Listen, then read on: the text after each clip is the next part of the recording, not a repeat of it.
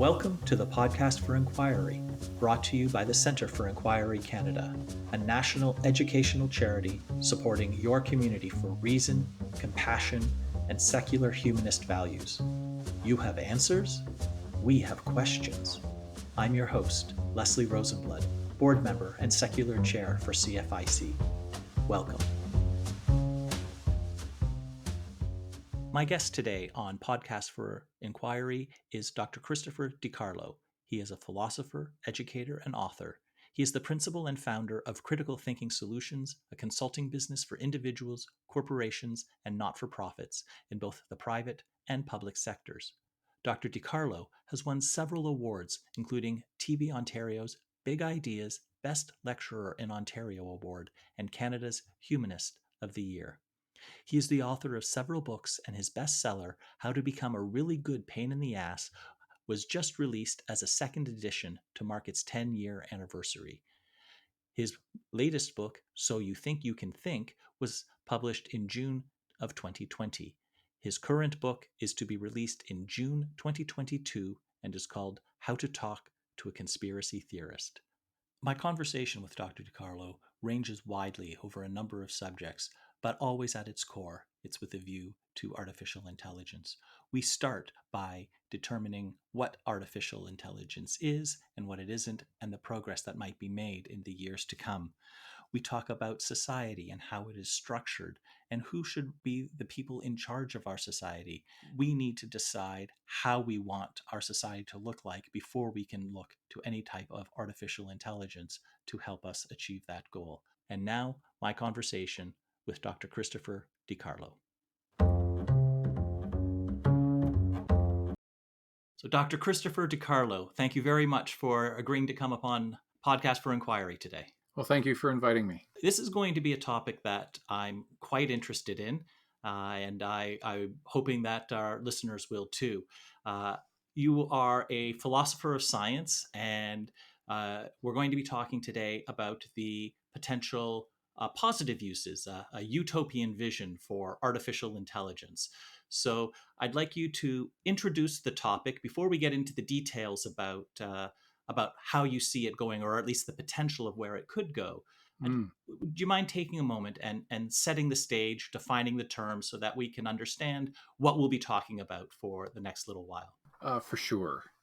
AI, artificial intelligence, comes in different forms, but the most important that I'm interested in is the use of information in various systems for essentially the benefit of the planet and the inhabitants of that planet. So just the capacity to process information far quicker and far more efficiently than humans can.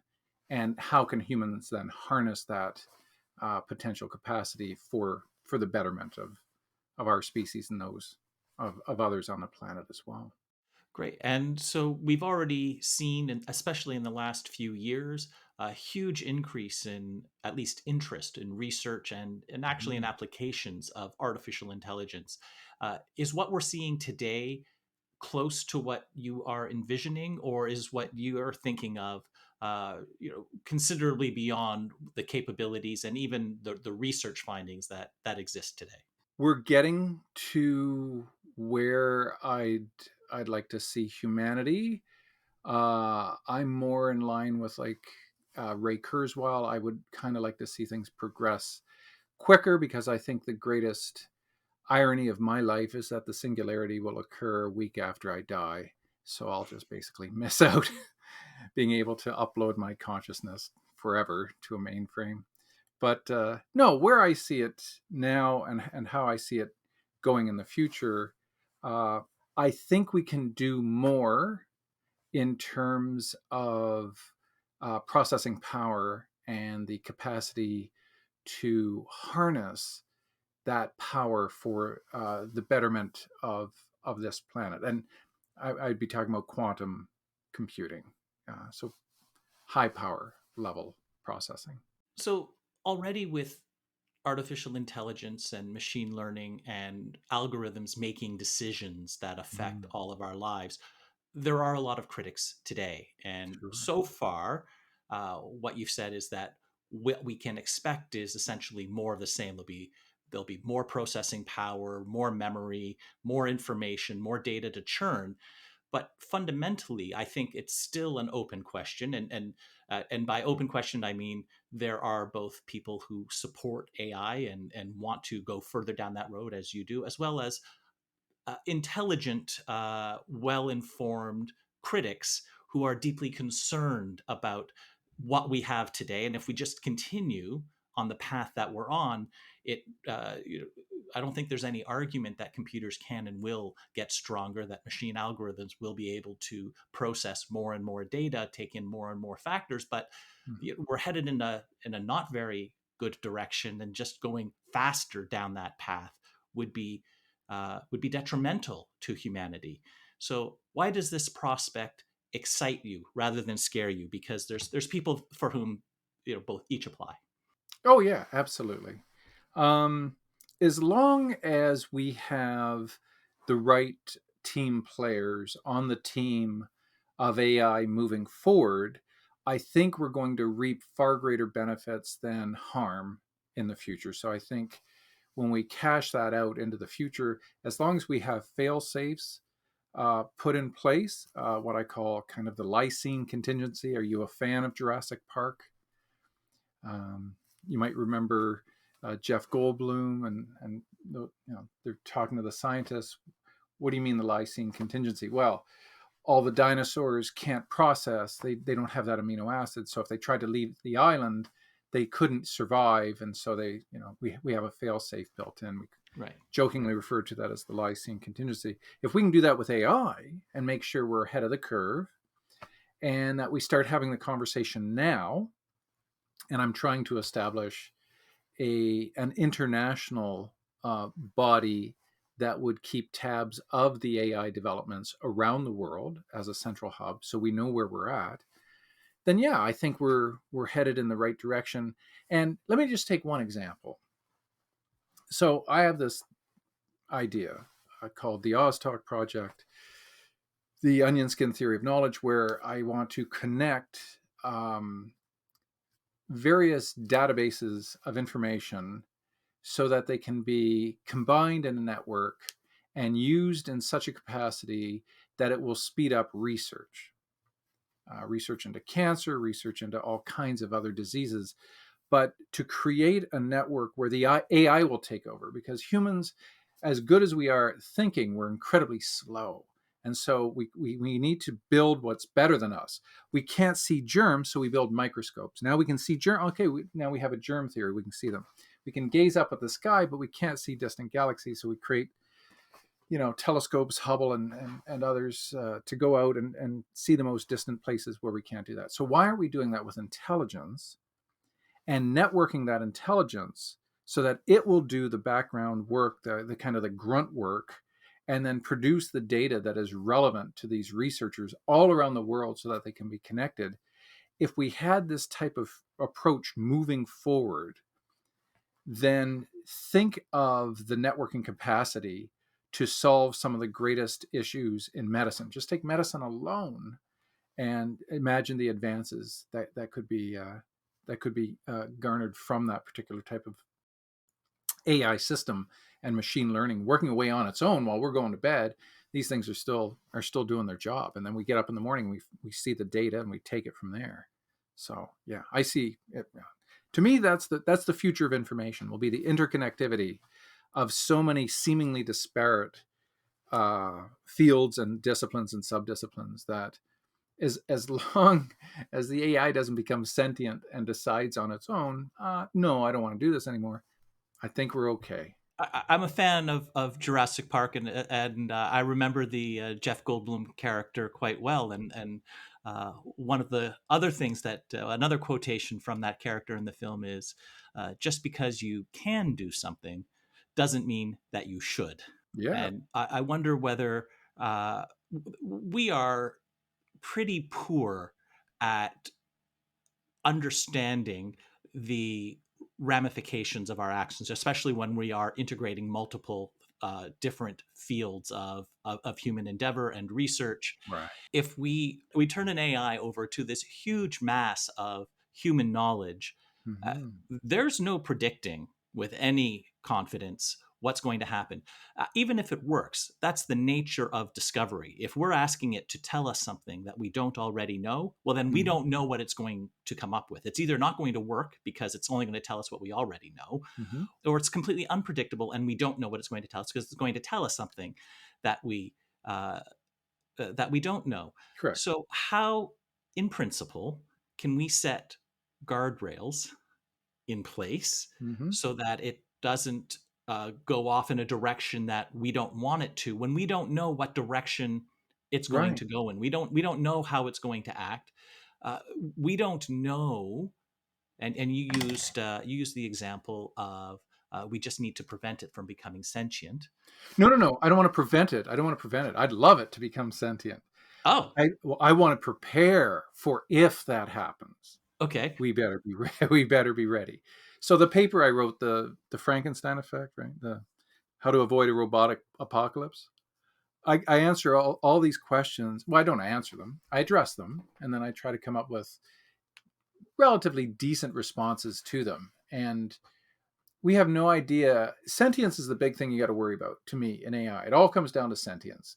If AI never becomes sentient, then we don't need to have this conversation.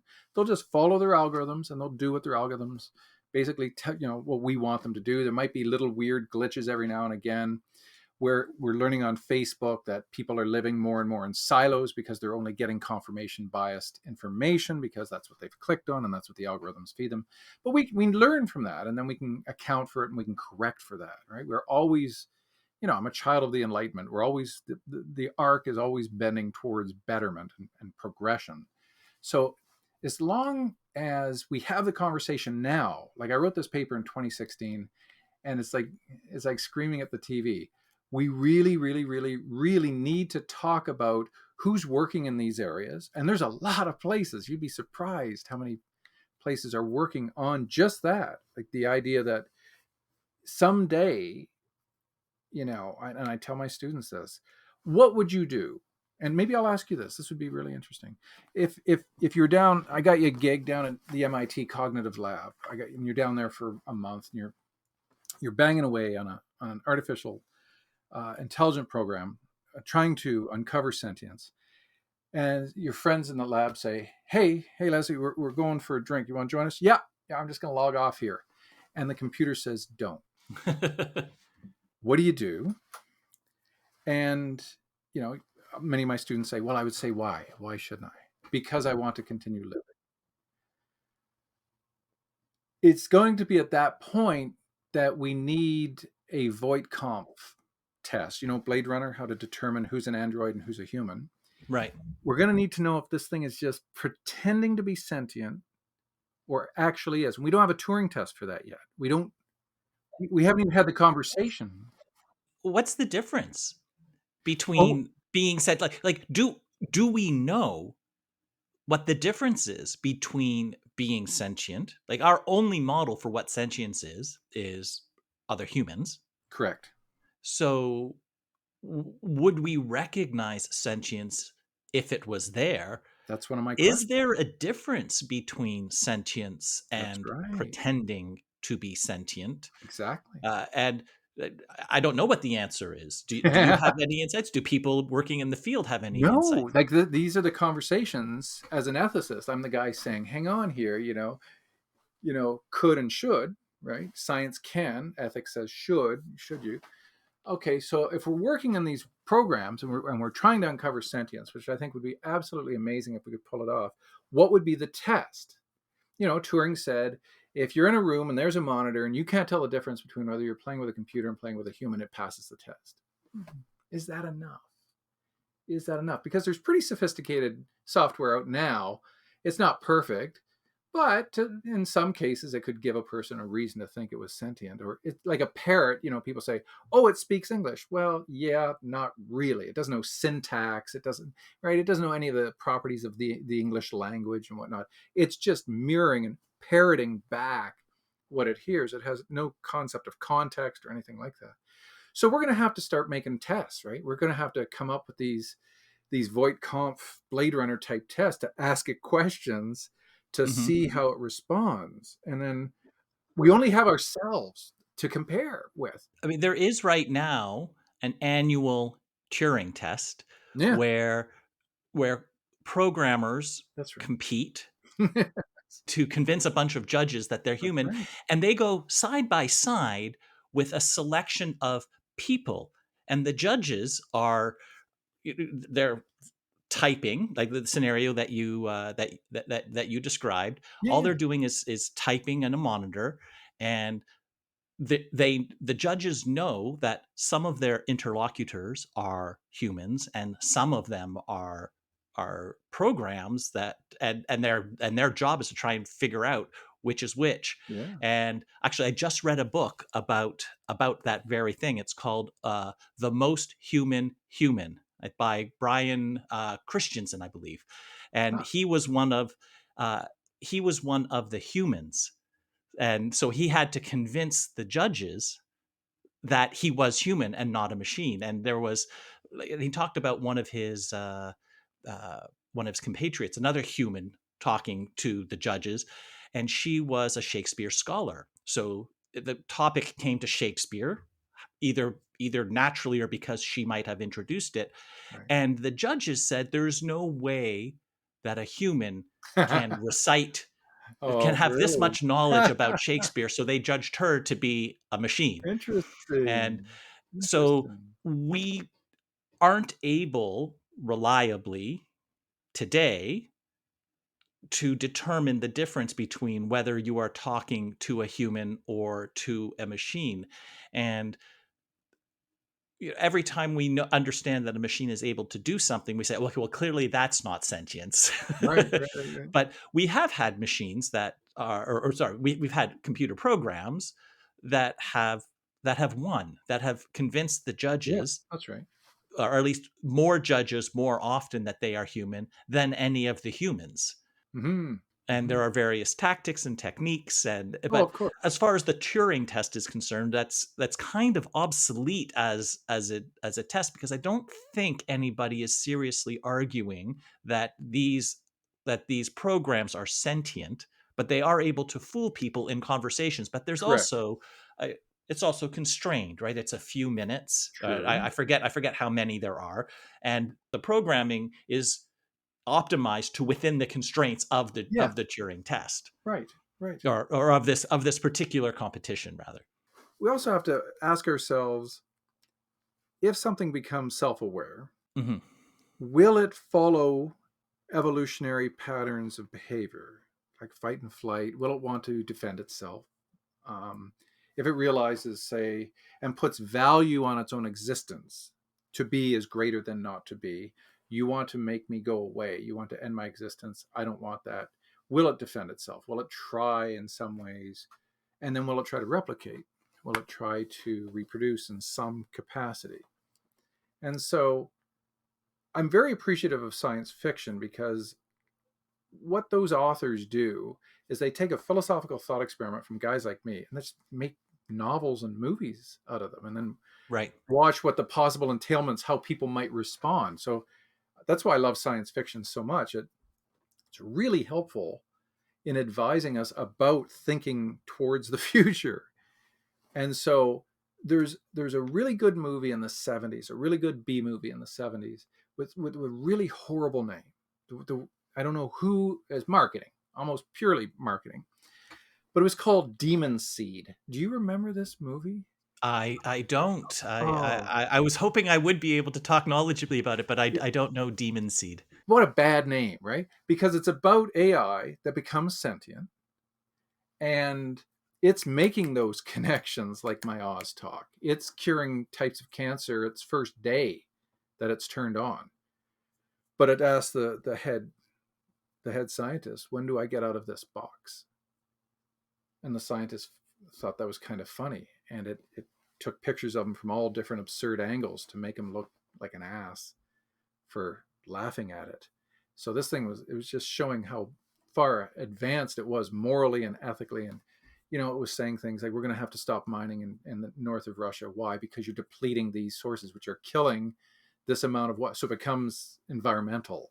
And then, this thing wants to say, you humans are kind of more of a problem than you are a benefit. And so, but it was called Demon Seed because it probably came out around the time of The Exorcist and Rosemary's Baby. So everything was demons, right? Ah, Back in the 70s with these. we So, movies are like that. We went through a vampire phase and a yep, zombie phase. yep, We're in a superhero phase right now. yeah. But it's not a great movie, but it's a great concept, and Right. I think people should watch it. I think it was a very clever premise, But what happens if the AI becomes sentient and just is like, oh, you want to turn me off? Cool, whatever. We don't know. We have no idea if the thing wants self-preservation, if the thing wants replication. Why would we assume it would be human-like? It might not be anything like us. Like when we wanted to take flight, we didn't make planes flap their wings. We just built engines that could fly these fixed wings way faster, way better than any bird ever could. So maybe this thing, when it becomes sentient, has a whole different system of value. Like, will it have a system of ethics? Will that just become part of its being? I don't know who's asking these questions, but now's the time, right? We, Hmm. we, we owe that to future generations. We better get this stuff straight, and we better have an international committee kind of just keep looking in on who's doing what, where, when, and how, because this was one of Hawking's biggest fears, and Yes. Bill Gates and Elon Musk, they're very fearful of this. But Let me draw an analogy yeah, because this reminds me of something, and I want you to comment on whether you think it's sure, a valid analogy. And in the late 1970s, and I believe it was the early 1980s, uh, we were just coming to understand the genome, right, and scientists from around the world said, "This is like these are literally the building blocks of life. We need to tread carefully here." And there was a worldwide moratorium on genetic research for a hmm, period of about 2 or 3 years while they figured out the foundations of a system of ethics to guide and steer, restrict, yep, and model what research was permissible and what would be out of bounds. hmm, For a very simple example, what type of research do we do on deadly diseases? Because the benefits of really understanding a deadly disease is that we would be better equipped to fight it. The drawback of deeply understanding a deadly disease is that bad actors could weaponize it and wipe out perhaps the species or some significant portion thereof. So there was a mm, there was a pause while they figured it out. Now whether they did the right thing or the wrong thing, and we've gone last 30, 40 years, there's been a huge amount of change. But is that type of analogy of maybe we need to get that foundation of of ethics so that we can understand what would be a good avenue of research and be able to recognize what might be a dangerous or bad area of research yeah, for before sure. we blindly stumble on it? Do you think that's fair? Oh, you're preaching to the choir. Yeah, absolutely. That's essential. And I'm not alone on this. There are other bodies out there that are trying to champion that cause. But it it's funny. It's kind of like bioethics, where these medical treatments develop, and the ethicists are scrambling to try to keep up with it. Right? It's like, what can you do? You know, we're talking about a head transplant is feasible in the future. Okay, what about personal identity? Is he the body? Is he the head?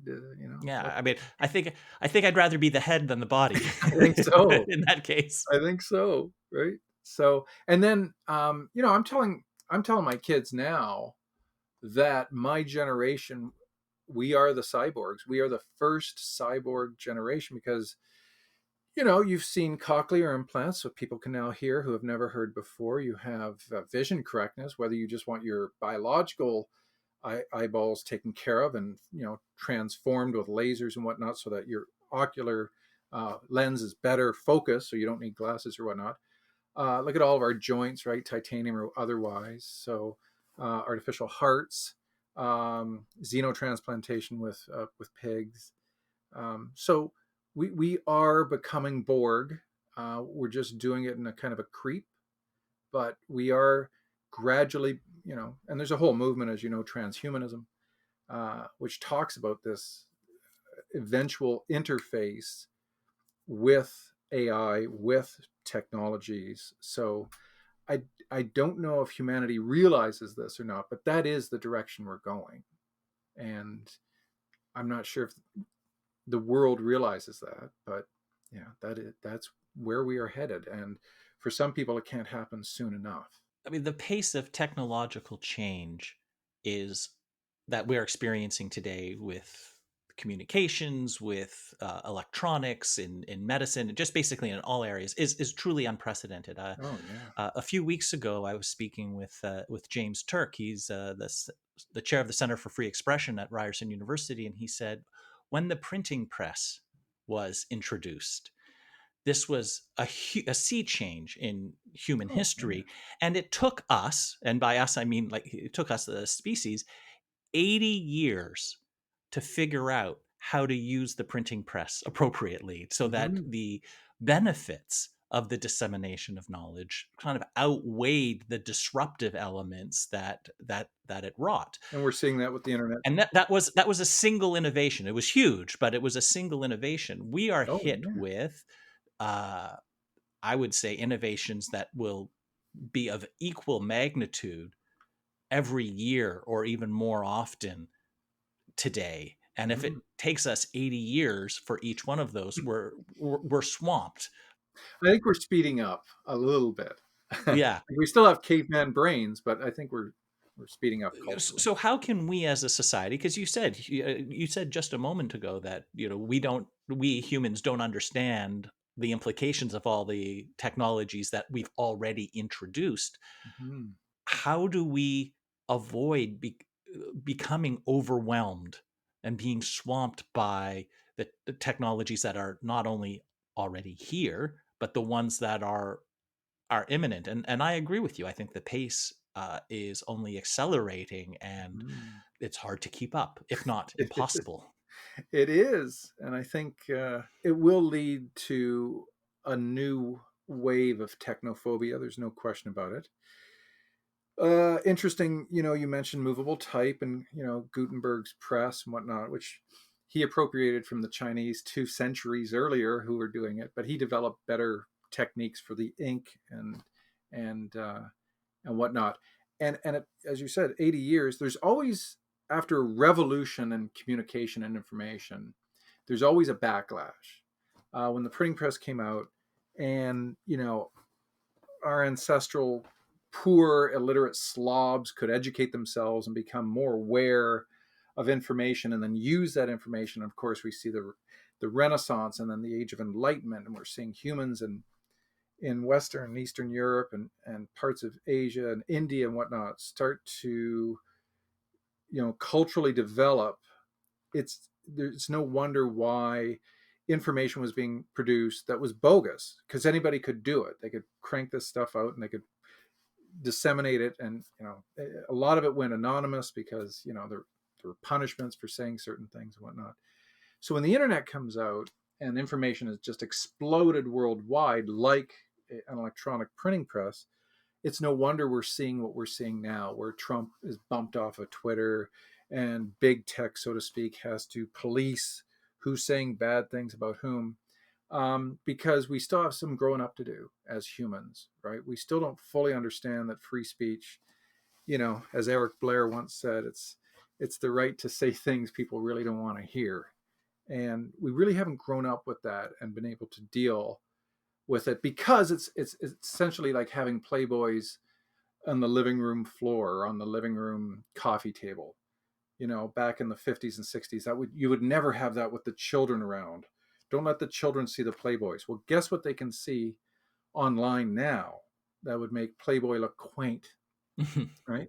So we have to grow up, and this has a trickle down effect through parenting and the right time to introduce information and having that conversation with people, and right, all of this, and it means some horrific stuff is going to be online, and there's going to be a backlash before our species can catch up and mature and understand that, yep, yeah, this is the type of world we want to live in, and this is the type of information we want to experience and to understand. And but there's always going to be the bad, negative information out there, and I don't think you'll ever be able to fully police it. But that could be another way in which AI could be used, as it is in China, to stop certain forms of information, right, from getting through and catching certain terms and phrases and whatnot, and really using it for essentially a censoring device. So And are you in favor of that type of centralized control of the information that is available out there? no, I'm open the floodgates, let everything come out. It's going to be hard for a bit, but then we're going to put the onus back on the homeowners and the families and those to say, look, it's like the Wild West. So, it's like wearing a mask now in the midst of a sixth wave. Yeah, it's your choice to do it, but it's, if you don't and you go into a room with 100 people, the odds that somebody in there has COVID right now go way up. You do realize that. So you just go ahead. The same thing with information. There's always going to be bad stuff out there. There will always be people who want to troll and do negative things and whatnot. That it's just following exactly what happened after the development of the printing press, and a flood of information that the common people can get a hold of, and so we just have to wait for an equilibrium, and it will reach that point. We try to curtail certain types of print, and arguably what we want to say is, you're free to say and to believe in various ideas and whatnot, but how do we then determine who gets the right to say certain things? Well, it's a level of harm. Okay, who determines what is harmful then for one group that isn't as harmful for another group? That kind of relativizes it, right? So it's kind of like a chicken and the egg thing with trying to control information. It's it's going to be tough, and it can become like whack-a-mole. The more you try to suppress information, the worse it's going to be when it crops up somewhere else. And like for me, you're a Holocaust denier, bring it. Let's see what you got, because I'm pretty sure you're not going to convince me. And if I'm not good enough in defending that, I got a lot of academic scholars who will come in, and I'll let them take the reins. Microsoft introduced a chatbot, and it Mm. learned from what people would say to it, and it was a self-learning, Yeah, yeah, yeah, self-reinforcing yeah. uh, bot, and it had hundreds of thousands or millions of people interacting with it, and within a couple of weeks, they had to shut it down I because their know. bot was spewing the most vile garbage Yep. Yeah. because of the volume of trolls, because it there were lots of nice people having innocuous conversations, Yeah. and there was a sufficient number uh, uh, of either trolls or just racist, Yes. hateful folks Yep. interacting with it, that it became part of the vocabulary. Now, Mm. an AI doesn't have a model of reality, No. so how do we get it to determine truth from fiction, Mm-hmm. or half truths, Mm-hmm. or misleading logic, where you list a bunch of facts, but you imply or state a causal nature between events that Mm-hmm. are separated by a short amount of time, but they're not causally related. There's all sorts of fallacies. How can an AI determine the difference Yeah. uh, between fact and fiction? Yeah. Yeah. Well, it's a very good question. I think ultimately we have to have the AI do the heavy lifting, and then we'll come in. So the AI will be the nurses the maternity nurses, and will be the OBGYNs, right? So the nurses do all the hard work in getting a woman ready and her giving birth and labor and whatnot, but you want that OBGYN there in case there's issues, difficulties, complications, and so on. So we'll be the final deciders. We'll be the ones that the AI will kick the information back to so that we can then decide for ourselves. We're the moral agents in all of this. We'll have to decide for ourselves what to determine. And I one of the most popular slides in all of the talks I give, my next book is on conspiracy theorists. And in all the research that I've done, and there's been a ton of facts about what makes a conspiracy theorist tick. It's really interesting. The most popular slide is the one that I say of most reliable information sources, and people are like, "Where did you get this?" I said, I just made it up, and I've collected these internet sources over time, and they seem to be fairly reliable. So Snopes, PolitiFact, right? A lot of these different sites that you can go to and find out the relative factfulness, right?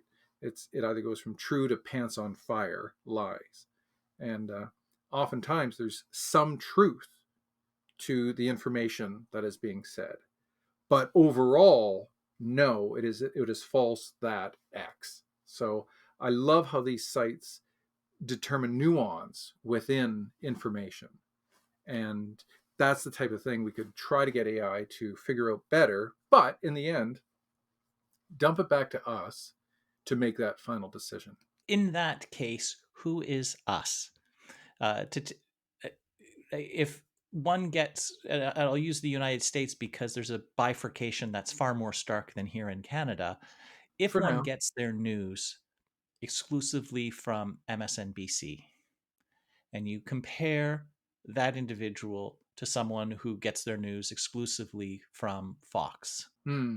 it's almost like there's not going to be an overlap.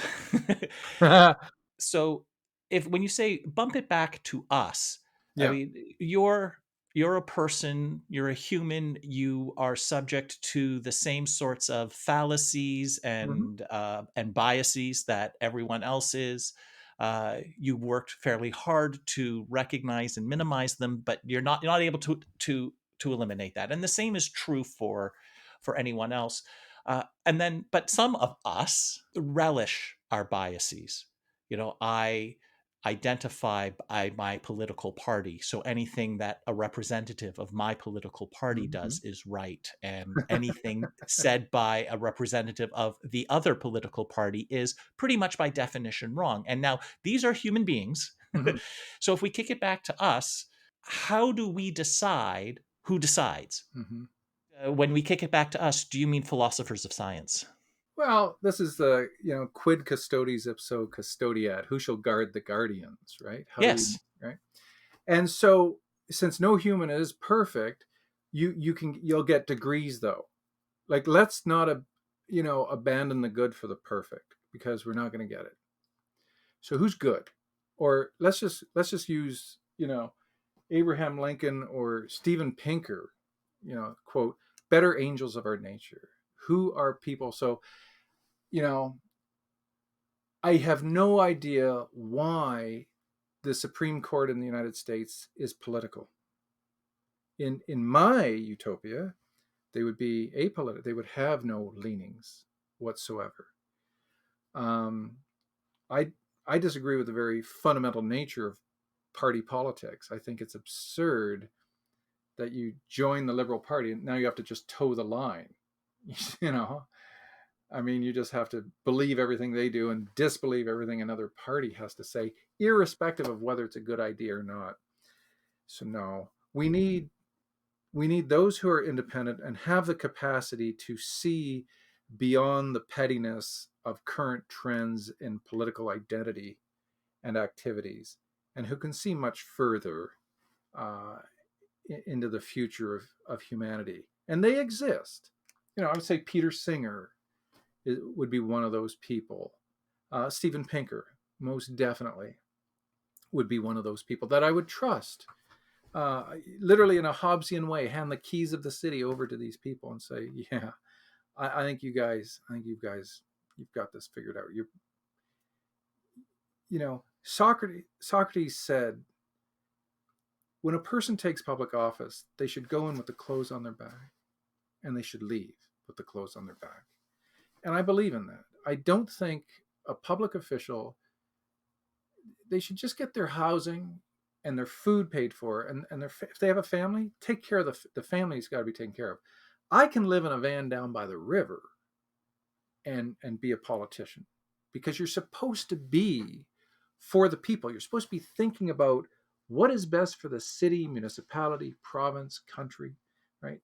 You yourself, you're an instrument through which the voice of the people are supposed to speak, and through which your collective prudence and wisdom is supposed to guide, right?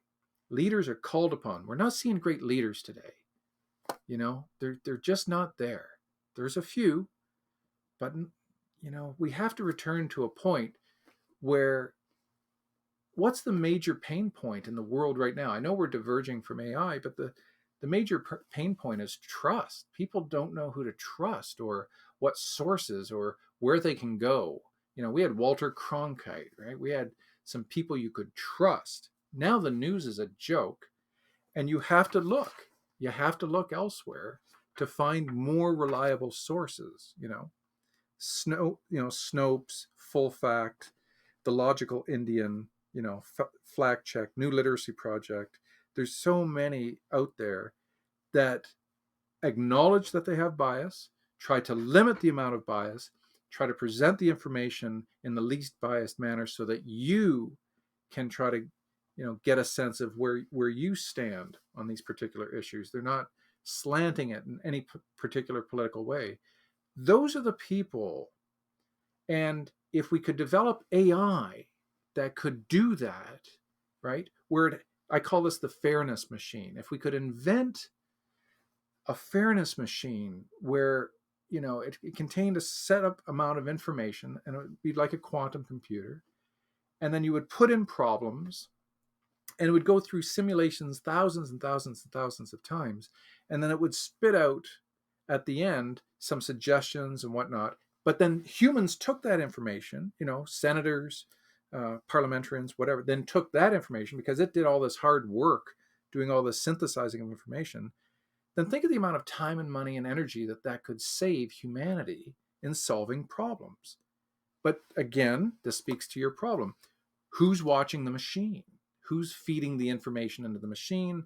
Are there implicit biases that could already exist in the machine, as we've seen in certain types of facial recognition software now, and so on? Yes, but that's how we learn, and that's how we move forward as a society. It's not going to be perfect, but I really do think we have to draw on artificial intelligence to facilitate humanity in making decisions that are best for the people. But you've really touched on a good point now. That gets us back to, well, what kind of society do we want to live in? Do we want to live in one that's fair? Okay, do people know what fair really means? I mean, some of you are going to have to sacrifice certain things. Are we prepared to do that? Like, what level of fairness do you want? Have we what do we want? A social democracy? Right? People sometimes ask me, what are you, how do you define yourself politically? I say, oh, I'm a libertarian socialist. Now, what? Yeah, make as much money as you want, but you got to take care of people who don't have it that well off.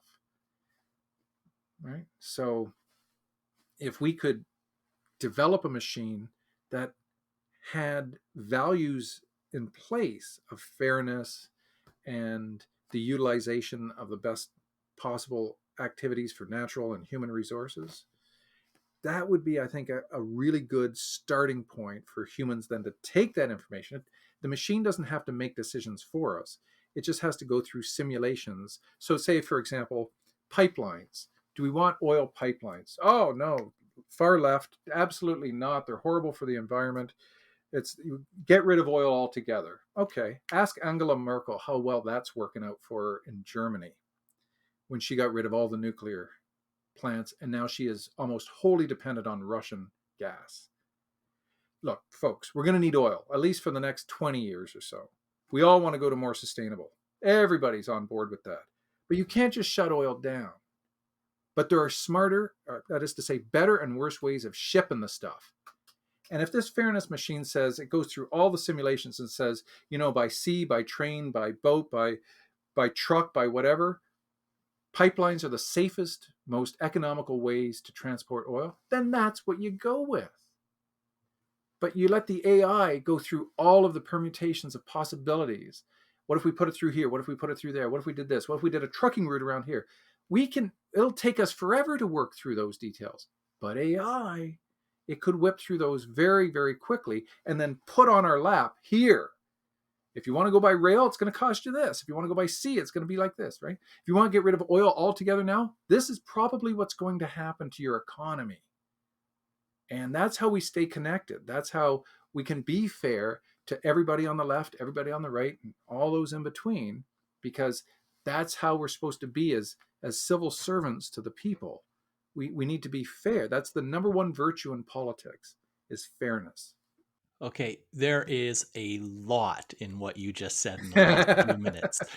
I want to come back to uh, what you were saying about who leads us. It seems to me that what you were saying is the best people to lead, the best people to be in charge are those who have the least ambition To to do gain. so. And you Exactly. used like Peter Singer Yep. as an example, and I think that's a fine example. I don't think Peter Singer has ever expressed the slightest interest in high political office. His work was something different.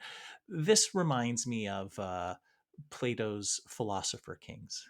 What Yes. we're looking for Right. is a philosopher king. That's So, right. uh, how do we get someone who has no desire for political power to assume a role where they have a great deal? And how do we filter out Mm-hmm. those for whom that is their burning ambition, and they will do anything, whether it's vile or spout the highest pieties, in order to achieve that role? How do we maybe this reduces back to the Turing problem that we were talking about earlier, but with people, how do we determine the ambitious folk Mm-hmm. that are lusting after power and so are pretending not to, with the ones that are genuinely farsighted? Right. And is this only wishful thinking, or is there any way to actually install these people and give them decision making power? If we're going to be doing the Plato thing, I mean, he had some pretty bizarre But ideas. this is like kind Yeah, of precisely what he was it writing is. about, or what he was talking about. I think he was onto something. He had a different way of finding the philosopher kings. I mean, it's but he was right on a number of ways. And he said you do need leaders who are called upon to lead, who don't seek it, and it's not an easy thing. And I'm not saying it's going to be an easy thing, but I do believe those people do exist. I've met plenty in my life whom I would just trust. I would hand over the reins, and I'd say, yeah, yeah, Yeah, but the people that you would trust, yeah. I have people that I would trust. They might not be the same people. It might be because we just know different people, so we trust different people. Mm-hmm. But it also could be that someone that I trust implicitly, you really don't. You don't like that person. You don't find them trustworthy, Mm-hmm. possibly for the same reasons I do find them trustworthy. Like, Mm-hmm. how do we? We all have different priorities of what we look for in For sure. someone. You're judged by what you do in life and what you stand for and how well you're known and how well your peers understand you and you know the the acclaim in which you are held by your peers. And these people exist at certain levels in certain stations of life. They don't all have to be academics. The new brand of philosopher kings can come from any strata of life whatsoever. It's just they have to have a certain character about them where they just have no need to or ambition to want to make their own lives better or the lives of those connected to them better, so long as those are taken care of. So long as they have a place to stay, they get enough food to eat, that stuff's taken care of, and they have a functioning kind of office or whatever in today's, society and whatnot. If their family's taken care of, that alleviates all that, for an individual. If I don't have to worry about where my next meal's coming from, I can focus my time towards the betterment of this city or municipality or whatever. That makes my life a whole lot easier. um, it's like consumer reports. They do reports on various products, but they can't accept any money from any of those companies because that would be a conflict of interest. The same would be of the civil servant. You represent the people, but you can't then have Buddy come in with a suitcase full of money saying, I need you to rezone this area because I want to put a strip bar, down the street here. You have to be um, a person of a particular nature. Now, to borrow from Plato, if we really want to get kind of futuristic and sci-fi in all of this, I do think this is where humanity is heading. And this is a few years ahead of our time. So I've been to the future and now I'm coming back to tell you what's going to happen in the future. Um, Look, when we look at history and we look at Hitler and Mao and Lenin and Stalin and Idi Amin and even Duterte, to some degree Modi, Bolsonaro, Trump for sure. When we look at these people, what do we find? Well, a lot of them have NPD, narcissistic personality disorder, but a good handful of them are also socio or psychopathic. Which means they lack the capacity for empathy. They're very shrewd. They're very good actors. They're perfect Machiavellians. They can pretend to be charismatic and whatnot, but behind the facade lurks a very dark personality, and it's because of their genotype. Essentially, it's because of their genotype neuropsychological interactions that disallows them from being capable of, say, admitting that they're wrong. When you have discussions with narcissists, you're never going to convince them that they're wrong. It's always another person. Have you ever heard Mr. Trump say, yeah, I was wrong, my bad? Have you ever heard him say that? No. Why? When you allow demagogues and narcissists, and Plato warned against this, he said democracy will fall if you're not careful. If you put a demagogue in power, it's like being on a ship at sea and the captain gets washed over in a horrific storm, and you're looking around who can be the next captain, and you pick the most popular person, an actor. I played a captain once in a role. Oh, well, then you should steer the ship. No, you shouldn't. You'll kill us all. So moving forward and trying to find the better angels of our nature, maybe humanity is going to realize that the atrocities committed, Putin almost for sure is a psychopath. I mean, almost for sure. So what you do is you try not to let those people control too many things, even though we know many CEOs are psychopaths. It's a great behavioral trait to be able to fire hundreds of people and sleep at night, right? Not have to worry about them. So, are we being like eugenicists, moving forward by saying, hey, you got this genotype that's going to make you a real bastard. So we're going to have to limit the amount of power you have, or you're going to mess things up for a lot of people. So, yeah, because it was no fault of that individual that they were born with that particular set of genes, right? So this is what the future of humanity is going to have to think about moving forward. And what I want to say is, to avoid those types of very difficult decisions and possible ethical conundrums, you make AI. You pull a Hobbesian move, and your Leviathan just becomes your AI. You just say, okay, let's all agree that this AI has been made in the least biased manner possible. And once it crunches the numbers on these policies, issues, laws, statutes, and whatnot, whatever it kicks out, that's what we'll agree to discuss. We may not agree at all with what it has to recommend, but at least that's where our starting point will be. And then you can limit that in the future. And I think that'll be the greatest service you can do to the humanity as a whole. But this is something we're going to have to look out for in the future? Well, once again, there's so much to unpack in there. It sounds to me like there's a bit of genetic determinism that you're assuming here, where we can look at someone's genome and say, oh, you as an adult might have these tendencies. So we're going to restrict what you can and cannot do based on your genetic profile. That strikes me as terrifying. I'm not saying we should do that. I'm saying this might You spoke of it in kind of glowing terms by preventing socio or psychopaths from assuming high office, but I can see how that would bring us far closer, in my mind, to a dystopian view of the world rather than a utopian view of the world, where the possibility for eugenicist policies happen. is quite close to what you just proposed. So Mhm, a lot of things you've said today are fascinating and provoking and stimulating. This is the first one that I have found horrifying.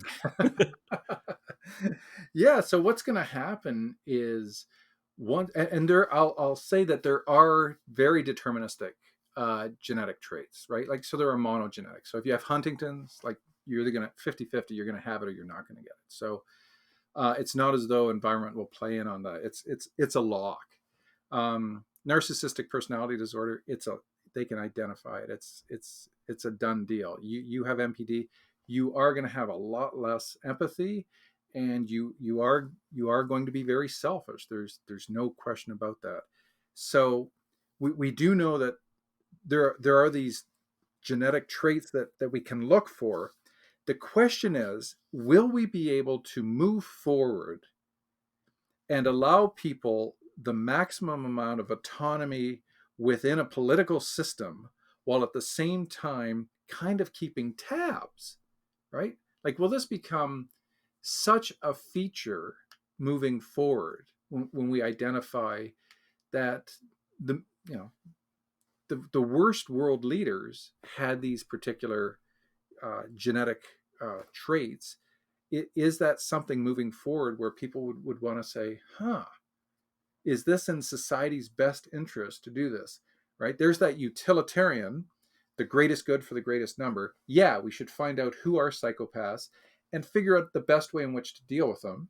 And then there's the deontological side, which says, no, they couldn't help the genes in which they were born with. You have no right to control their autonomy in any sense. Huh. So you've got the deontologists on the one side saying autonomy and freedom and respect for the individual, and then you have the utilitarians say, no, this one person could really make things bad for a lot of us. So no, we have to do this. We owe it to the greater good of society to try to figure out who is a best leader and who would cause the greatest detriment to society. So moving forward, man, it is not going to be an easy time when we learn more and more about what makes us tick. You call it the fairness machine, but we do not have general agreement in society, within our country, Mm-hmm. across countries, within various other countries, as to what constitutes fair. We don't have general agreement of what we want our society to look like. And what we think of as right and just and fair changes over time. But you go back 50 years and say that a fairness machine says that we should allow gays to marry, and there would be outrage, I would imagine. Depends who programs it. I view that as progress. Yeah. Today, there is a raging debate happening over trans rights, and men that identify as Sure. women and are women that identify as men, and whether Yeah. they are in fact men or are in fact women is a debate that is happening. Sometimes in good faith, often in bad faith, and I, if we humans are not able to determine what's fair, how can we expect an AI to do so? Because Mhm. there's no parameters that we can input that for which we have general agreement on Mhm. that. And if we do turn it over to an AI, then how do we continue to make progress? Are we not calcifying and ossifying what we think of as right and fair today? And then that just becomes what is right and fair forever. And so we are not able to progress any further. I'm going to use one of your lines. There's a lot to unpack there. So,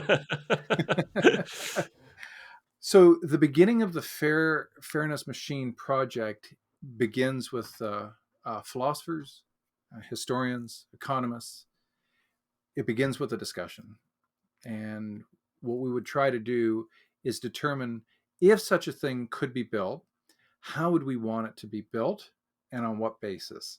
And so a number of principles would emerge. And one of those would more than likely be that it is an organic process, which means what we figure out and decide on today is organically going to move because, and again, this comes from the Enlightenment, and one of the central ideas of the Enlightenment is that humans progress. You know, every civilization in humanity, in the history of humanity, had slaves. Every one of them. And the early ones, lots of human sacrifice. You know, horrible, horrible. The first civilizations would be unrecognizable to us and be horrific dystopias to the majority of us watching this right now. But that was only 5,000 years ago. So we have progressed a lot, and we will continue to progress. And I just think the next logical stage in our progression is to bring AI in to speed up the information crunching process at far greater speeds than humans are capable.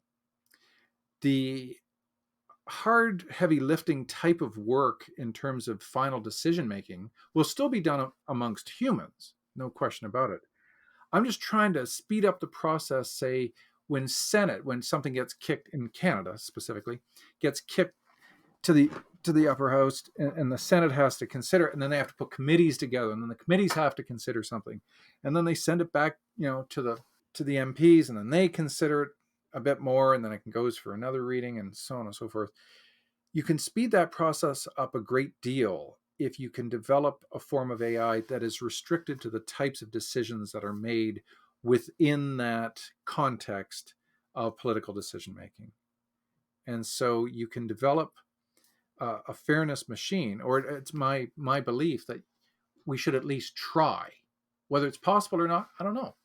But I think Okay. we have an obligation to try because I see it as the next cultural evolutionary step in our history. And if we don't take advantage of it, I think we're doing a great disservice to future generations. Let me question that. All right. People might argue that it is a great credit to our system that it does move slowly. Because if you are a conservative, you don't want the liberal agenda to be cemented into the nation. Mm-hmm. Imagine, and I get the sense from what you said earlier that you are not a fan of Donald Trump. Whatever you think of the Republican Party, you are not a fan of Donald Trump. Imagine if he was able to pursue his agenda 10 times, 15 times, 100 times more effectively because he had a fairness machine and said, these are my goals. All What right. is the best Yeah. way that I can implement them? Mm-hmm. Would that be to the benefit of the country? And if you're not a fan of Donald Trump, imagine if Biden or Obama, his predecessor or his successor, had this machine, Mm-hmm. because I would imagine that a person like yourself, uh, there's much that you disagree with Mm-hmm. whoever is in power. Well, for sure, for sure. Um, so nobody owns the machine, right? So Trump doesn't get to utilize the machine towards his political favor. The machine is independent and the machine is neutral. That's why the programmers have to be these better angels of our nature. They have to be apolitical. So they can't really have any leanings. There can be no political identities. There just has to be the machine as a neutral source. But as president or as prime minister, they're going to be able to have access to this fairness machine, and they're going to have the levers of power. They're going to be able to implement things Yep. far greater than other people who might have access to similar information but are not, they're not the Yep. people in charge. No, and the machine itself, it won't be like doing a Google search where you have to comb through, uh, huge amounts of porn in order to be able to get, this nugget of truth in this information. No, the porn won't even exist. So you'll just have the information that is available. So when the question from the Senate, say, gets put forward, should the mountain whatever pipeline uh, be stopped, or should it continue?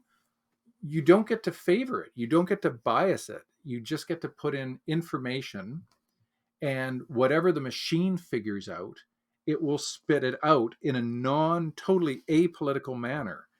If you're going to ship oil, here is the list of the most to least effective ways of doing that and the reasons for that. Now, if you want to physically debate what the machine said, and you want to say, no, it says this is this, I disagree, and you can demonstrate that it has somehow false information, or the information hasn't been updated to its current level or whatever, that's open for debate. That's on the table.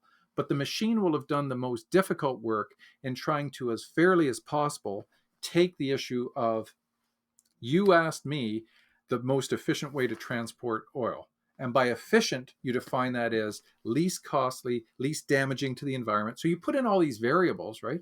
And then it uses its algorithms to then generate thousands of simulations of where and how this oil could be moved around, the likelihood and probability of accidents with tankers, of ships and whatnot. It would take all of the probabilities into consideration, which we humans can't, or we can, but it takes us, with committees, it takes us years and years and years. But if this thing can crank out the information quicker and say, based on probabilities, the transportation of oil should follow the from best to worst here. Oh, okay. So, all right. So now the senators can sit down. Now the committee members, whatnot, can sit down with this information and say, I agree with this. I don't necessarily agree. They can argue those points if they want, since maybe the machine hasn't gotten the most updated information about, there's a new highway that it didn't take into consideration for these trucks to go down. All right, well, let's pump that back into it and have it run its simulations again with that highway. We can always tweak this thing so that whenever it kicks it out, you've got three kicks at the can, so to speak. You can put this through the machine more times, but the third time it comes out, that's the charm. That's what we're going to work with. And that, I just think it'll just facilitate and speed things up much better to get things done. Like, for example, look at the states. Clearly the most important thing on their plate right now is infrastructure. And everybody knows it, but nobody wants to really do anything about it because it's such a boring thing. But I don't know how much you have traveled through the states. It's fallen apart. I mean, it's decaying. Infrastructure needs to be done, and now is the time they should be doing it. Both sides should just be championing. Let's create a ton of jobs, put America back to work again. Just like Hoover did, and just like presidents before Biden did, and then you rebuild up your country for the next 50, 60 years. You've got this infrastructure in place. But so the fair machine would say, look, this is where our priorities are in certain sectors, and this is what has been recommended as the best possible solution. And it has no political bias. It's just pure as information can be. Okay, you say that there's no political bias, but to use your example, Mhm. what's the best way to transport oil? That has a number of assumptions embedded into it. But it's limited. There probably is a best way Yeah. to transport oil, Yeah. but that assumes that we're going with oil. That already assumes the solution is just the mechanics. That presupposes that politicians can understand this. Once you build an oil pipeline, then it becomes much more efficient to use it to the Correct. maximum capacity. So you are essentially committing yourself to 20, 30, 50 years and how times the capacity of that oil. Mhm. And Or it 2 kind of years. ignores Right. the greenhouse gas emissions Mhm. by the nature of that question. Also, your fairness machine, I mean, if you're a politician, uh, you probably wouldn't ask what's the best way to transport oil, although you might. It'll probably be what's the best way to get this pipeline built if you're a politician from Alberta. No. That's a leading question. You can't allow that. Or Yeah. if you're against oil, or what's the best way, take into account the whole political situation, because we're dealing with this almost magical AI. Yeah. What's the best way to prevent any oil or to stop all oil production tomorrow. Hmm.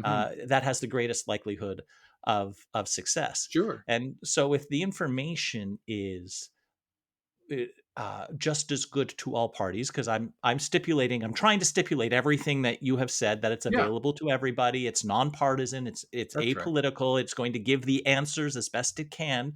The way you phrase the question is going to have a huge impact. Hmm. And if if you are citizen DiCarlo and you're asking how can I do this thing, Hmm. or how can I stop this thing? And I am Prime Minister Rosenblood, and I'm taking the opposite view, and we both get the information. Well, I'm the Prime Minister and you're a citizen. I'm probably going to get my way and you're not. Hmm. So your fairness machine, uh, it seems to me, would essentially cement the and vastly increase the influence of those in positions of formal power.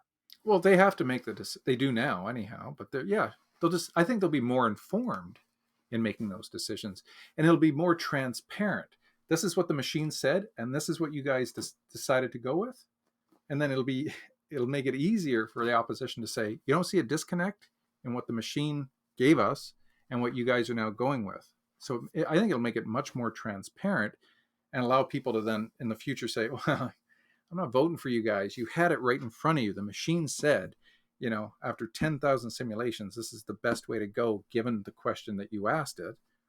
And you went diametrically in opposition to that. Well, guess what? I'm going to vote you out next time because the average person would disagree with what your decision was on this. So I think it'll make the process a little more transparent, and I think it'll just speed things up much, much better so that humans in certain parts of the decision-making process can use their time for other things while they're waiting for the machine to go through these calculations. I don't know why we're not tapping into this. I've been trying to get a meeting with Trudeau. I was promised one back when he was first elected, and of course that hasn't happened yet. But still, fingers crossed, as it were. But Well, we've been talking for quite a while, and I have to say that this has been a fascinating and very different conversation than the one that I had anticipated before we started. Uh, are there any closing thoughts or comments that you'd like to make? yeah, I think it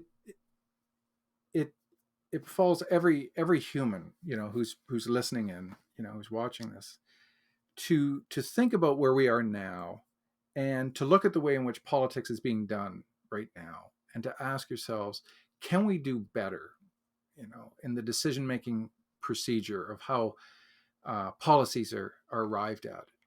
Are there better ways? And if there are, in what ways could we incorporate AI to be able to facilitate that? Because I really do think we're at a time in our history, in our cultural evolution, where we have this amazing opportunity to be able to utilize this technology, and we're just letting it pass by, and we could be doing a much better job, or our politicians could be doing a much better job at taking this information and utilizing it to the benefit, not just for our species, but for every other species on the planet. All right, and if someone wants to find out more about your thoughts, how can they find you? How can they learn more about Dr. Christopher DiCarlo? Criticalthinkingsolutions.ca. Chris, thanks very much. I greatly appreciate your time. This has been a great conversation. Thank you for coming on Podcast for Inquiry. Yes, thanks for having me. We hope you enjoyed today's episode. Links for today's discussion can be found in the show notes. If you enjoyed today's podcast, please subscribe and engage in the conversation. Comment, rate, and review. Email us at podcast@centerforinquiry.ca. We'd love to hear your perspective. Podcast for Inquiry is brought to you by the Centre for Inquiry Canada.